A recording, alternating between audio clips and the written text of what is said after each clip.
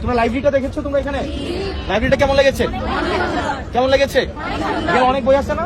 ঠিক একইভাবে তোমাদের শুধুমাত্র যে এই সংসদ লাইব্রেরি না, বাংলাদেশে আরো যেমন ঢাকা ইউনিভার্সিটি লাইব্রেরি অনেক সমৃদ্ধ লাইব্রেরি, তোমার ঢাকা মেডিকেলের লাইব্রেরি আছে, আমাদের পাবলিক লাইব্রেরি আছে। তোমরা যে ভালো জায়গায় ভর্তি হতে পারো, তোমরা এই ধরনের লাইব্রেরি অ্যাক্সেস তোমরা পাবা। এটা হচ্ছে লাইব্রেরি দেখতে আমরা তো আমরা মনে করি যে এখানে বই বেচে গ্রামের মধ্যে বা ইয়াতে, আমরা ওইটাকে লাইব্রেরি মনে করতাম আগে, তাই না? তোমার বুয়েটের লাইব্রেরি, ঢাকা ইউনিভার্সিটির লাইব্রেরি, মেডিকেলের লাইব্রেরি আরো সমৃদ্ধ, আরো পড়াশোনার জায়গা অনেক সুন্দর। তো সেই জায়গা থেকে তোমরা যদি ভালো জায়গায় চান্স পেতে পারো, তাহলে সেক্ষেত্রে তোমরা এই জায়গাগুলোতে পড়ার সুযোগ পাবা। এরপর হচ্ছে আমরা সংসদ অধিবেশন করি, আমরা দেখেছি সেখানে মাননীয় প্রধানমন্ত্রী ছিলেন, বিরোধী দলীয় নেতা ছিলেন।